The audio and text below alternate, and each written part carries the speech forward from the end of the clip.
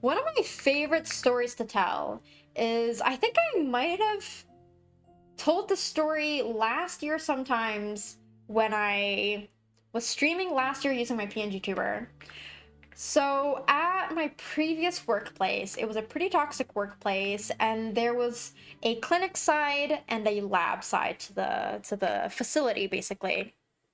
The clinic side was where I usually stayed because I was hired to be sort of an assistant of sorts. I was called a coordinator, and so I would coordinate the communications between the two sides of this facility. So there's the whatchamacallit.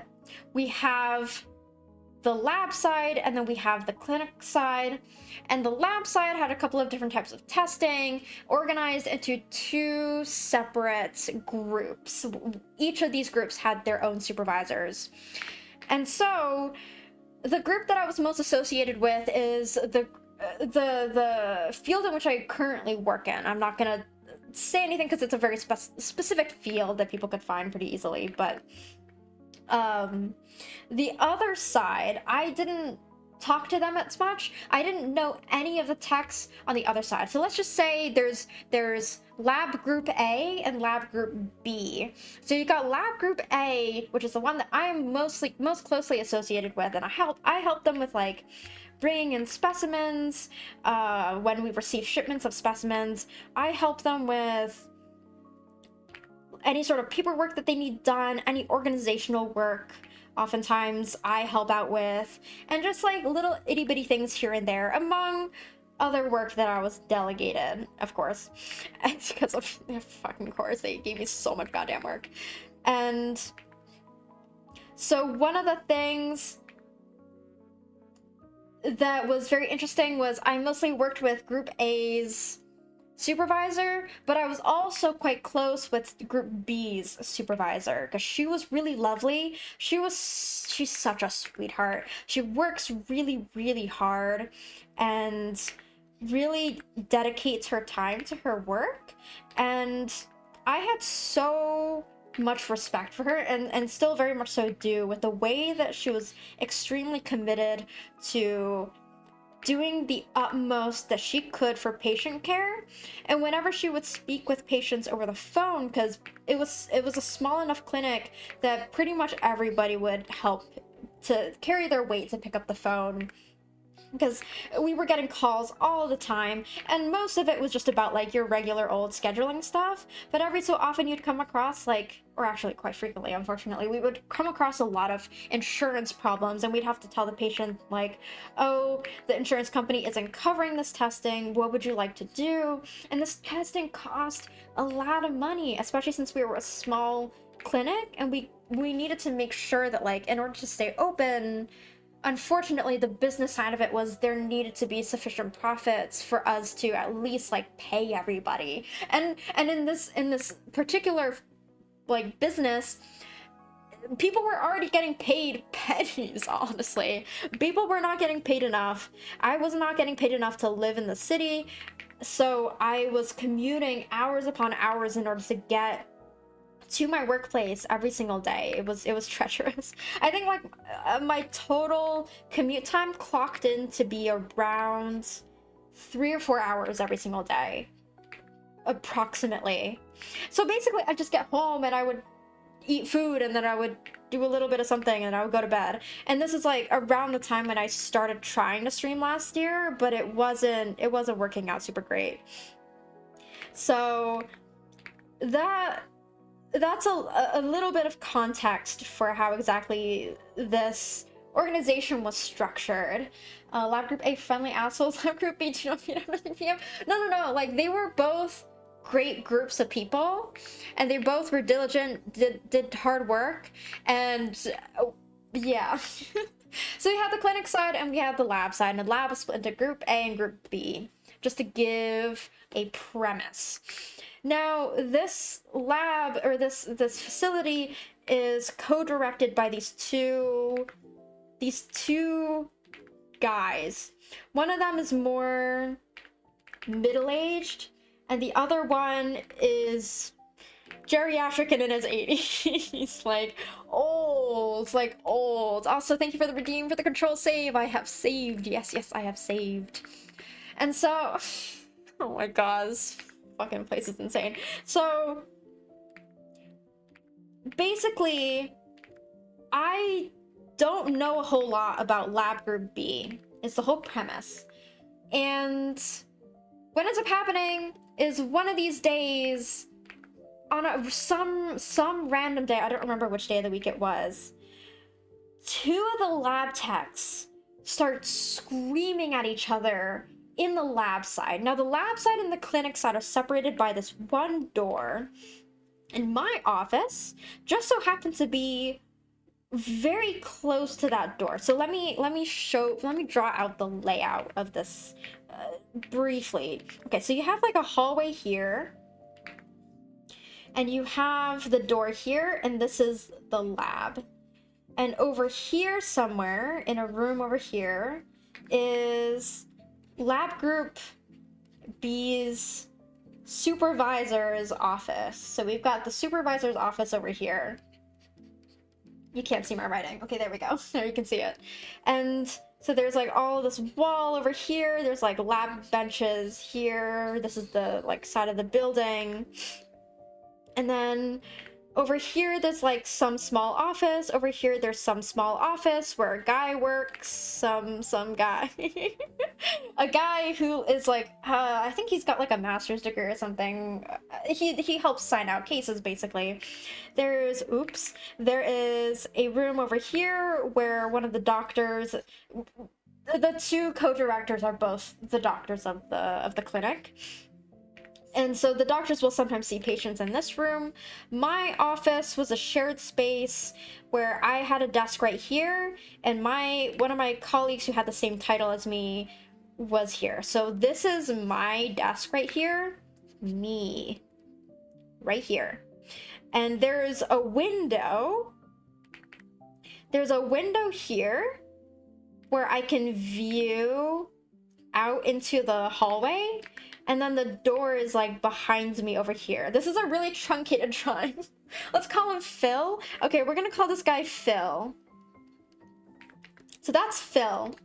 And then this is like, we're gonna call her like Jess or something. That's not her real name, but we're gonna call this woman Jess. And Jess is like, gotta be one of my favorite people on earth. She is so sweet, she is so loving and wonderful, and she does not get paid nearly enough for what she does for this organization. I am of the belief that she single-handedly keeps this organization alive. Okay. And so the past Phil's office, you've got the older doctor's office. We're gonna call him Old Doctor. And then past the old doctor's office is the young doctor's office. And the young doctor is middle-aged, but we're gonna call him young because these are the two. Love Jess. We love Jess in this household. And then the rest of like the office space is like over here where a bunch of other people have like some, anyway. So yeah, like, yeah, basic sort of building outline. This brush is lagging like crazy. Okay. So we've got two lab techs over here from Lab B's side. And we're gonna call them, I already used A and B in this situation, so we're gonna call them 1 and 2, because I'm so creative. Okay, so you've got 1 and 2. One is a dude, and 2 is a girl. And they're both a bit on the older side, and unfortunately, the two doctors are incredibly racist. And so most of the people that they hire are white or Asian. Unfortunately, they're very racist.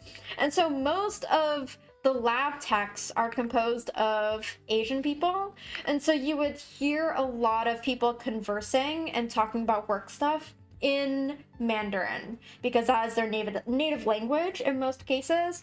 And Lab A's supervisor, who I worked closely with, she's also Asian. So every so often I would actually be talking in Chinese with her, as well as like some of Lab A's techs who are mostly native speakers of Chinese and didn't speak as much English. So we've got this really weird divide where most of the office is like composed of Caucasian people due to the racism of these doctors and their hiring practices, and the lab side was mostly Asian people, again, due to the racism of these two fucking doctors. And so we've got Lab Tech 1 and Lab Tech 2, and they work for Lab B. I'm sitting in my office here doing my work, minding my own business.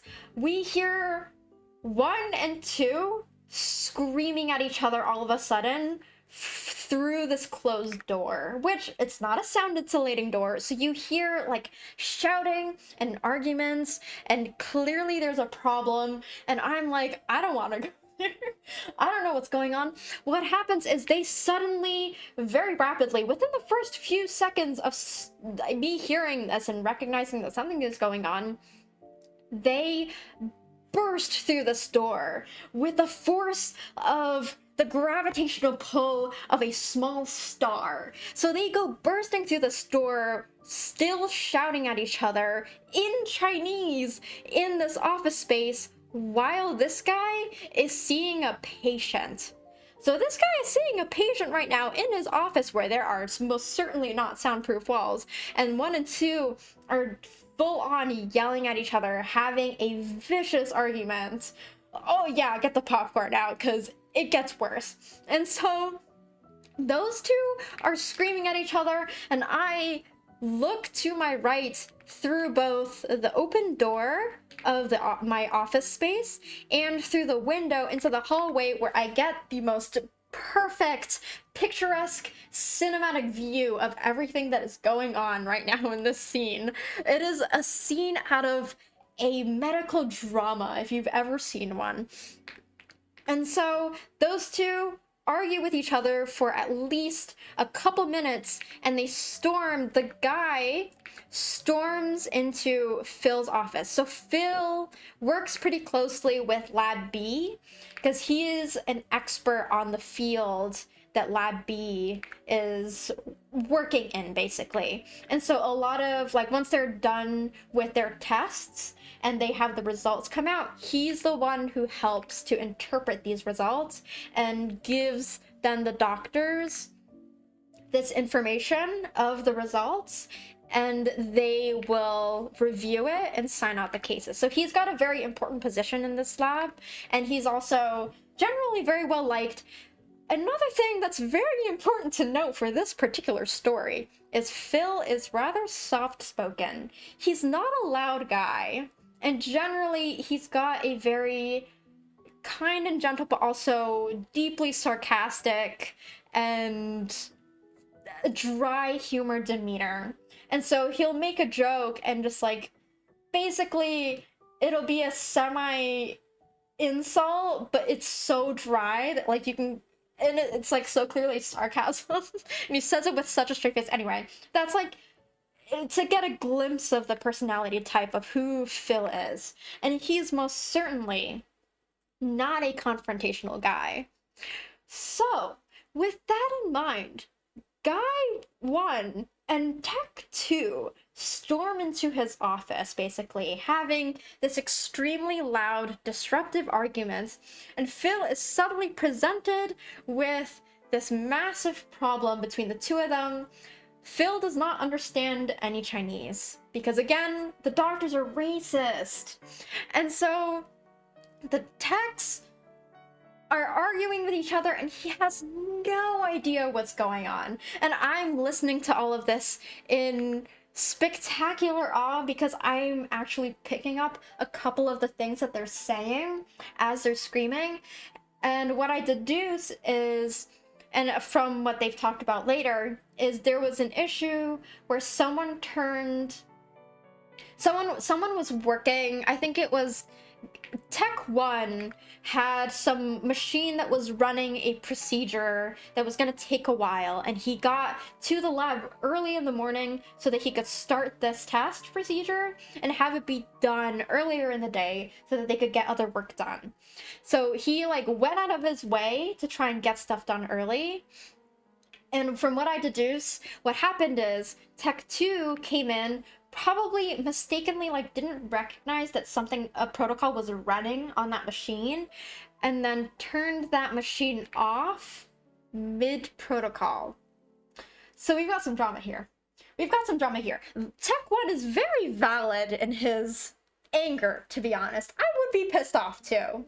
Tech 2 is also valid in the sense that like she made an honest mistake, and it happened, and she was trying to apologize, but then also they started yelling at each other, and no apologies were made, at least at this point in time, and it was a crazy mess. So that's like the general gist of what they were arguing about.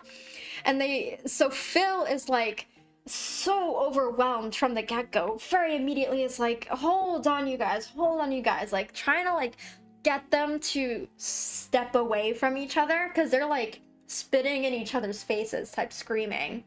And Tech 1 keeps cutting off Tech 2, like not letting her say anything, like just berating her and like screaming at her, like being so angry and frustrated.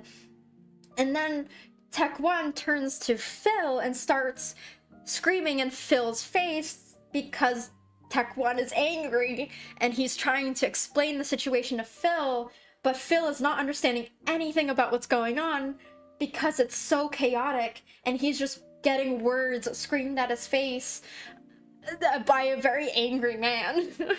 And so at some point Phil like shuts down the conversation and is like you guys gotta like separate, like I want Tech 2 to go back into the lab, and I want Tech 1 to stay here to have a conversation with me so I can figure out what's going on, and then I'm going to talk to Tech 2 later to figure out her side of the story. And so he was being like very reasonable about this.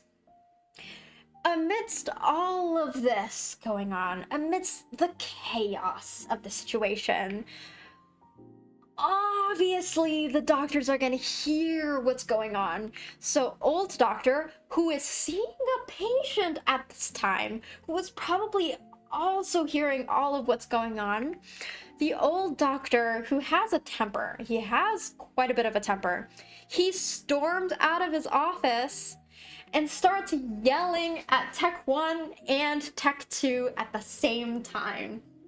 And Guy is like, if you don't stop now, I'm gonna fire you both immediately. And I was like, wow. So, a slight tangent for further context as to why this is crazy is young doctors,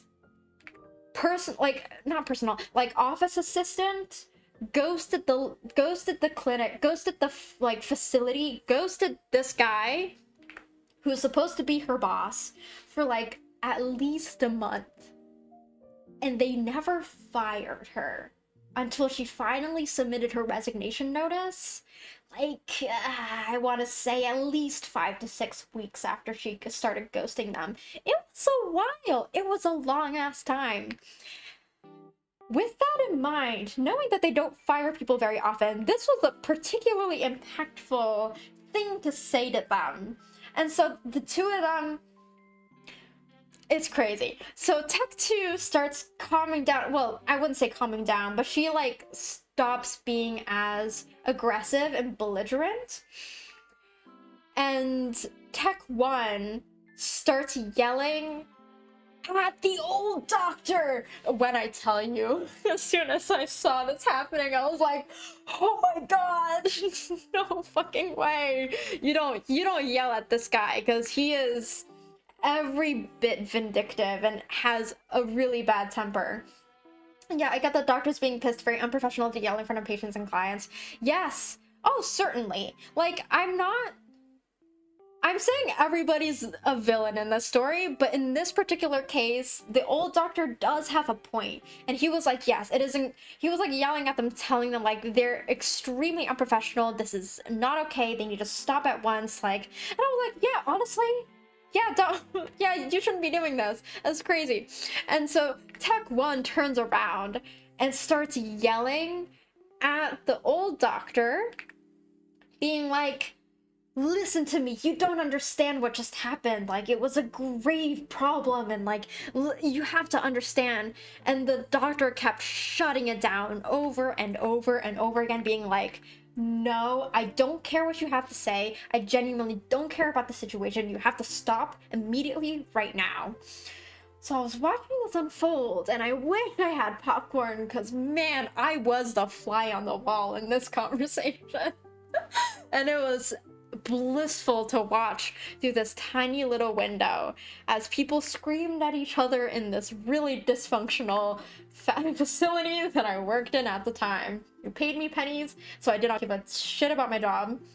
I just cared about making sure that the patients didn't freak out and that I did just enough not to commit fraud. So and so after this interaction where things really climaxed and people were really upset, the doctor storms back into his office because the patient is still there and he has to see the patient. He can't leave the patient alone there for too long because that's very unprofessional.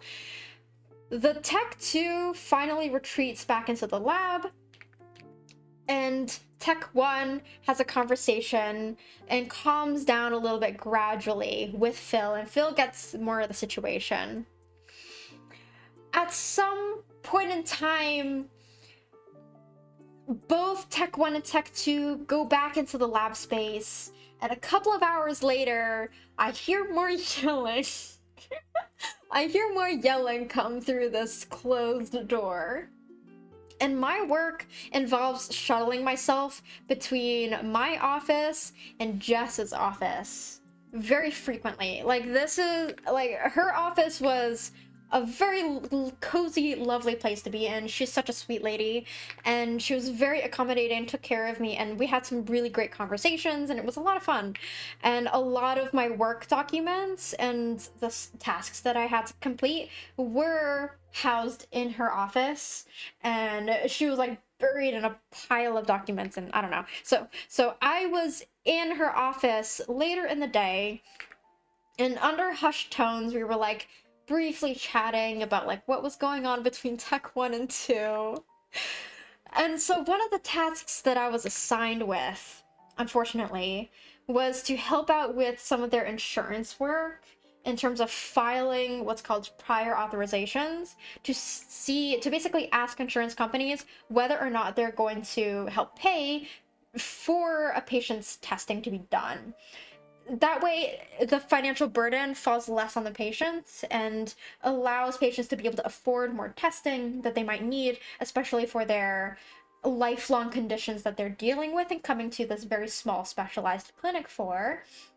Oftentimes they're in a lot of pain, and so they require a lot of like financial support because like all of this costs a fuck ton of money. Their treatments, all of the regular appointments, and all of this testing that has to be done to confirm whether or not they have this condition in the first place. Like, it's a lot of money. And so they had me with no experience in insurance helping with that.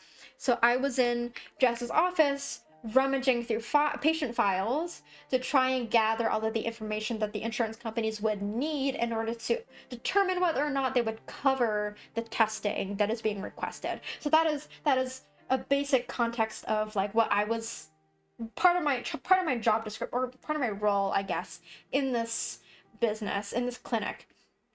And so I was in Jess's office rummaging through all of these like big boxes of patient folders and files and insurance documents and prior authorization records and all of that stuff.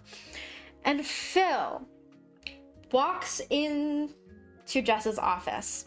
Now, Phil doesn't have anything to do with prior authorizations or insurance work at all. He hasn't touched any of that shit with a 10-foot pole. And quite frankly, I'm sure he was delighted to not have to touch it with a 10-foot pole. He basically was just the professional expertise on this testing that was done, and he does a lot of like the nitty-gritty result and like data interpretation that comes with the molecular stuff. So like, he has nothing to do with any of this insurance or billing stuff. Like, he has nothing to do with it. He comes into Jess's office, and the first thing that he does is sort of just stand there. He kind of just stands there, and then me and Jess, obviously, it's a small office, we both look up at him, and Jess is like, hey, what's up? Phil, like, what do you need? And Phil just kind of like stutters a little bit, looks around, looks at me sitting on the floor, like rummaging through piles and piles of papers, and he's like, do you need any help with insurance documents, with prior authorizations? And both me and Jess look at him with a like stunned face, because the both of us are like, why? Like, you have nothing to do with this. Why would you? And we're like, no, not really. But like, you're welcome to hang out here, I guess. And like, turns out later we find out Phil and Jess had a conversation later where the primary reason why Phil was there was because he wanted to be in the area, in the lab area, in case Tech 1 and Tech 2 started arguing with each other again. So he was trying to like monitor the situation by being in the vicinity, and he chose to do that by asking Jess perhaps the most useless question. So, all in all, that's the story of a very crazy, extremely unprofessional situation that happened, and unfortunately, we have two extremely racist doctors. We have perhaps the most dysfunctional, toxic workplace where nobody is paid enough. And we also have high tension between these two doctors these two techs who have a lot of pride in themselves, a lot of pride in their work, and therefore we're not particularly happy. So there you have it. The story of the most interesting situation that has occurred in front of my very eyes, and perhaps the most cinematic drama scene that I could have had the pleasure of witnessing as a fly on the wall in my office in the center of everything.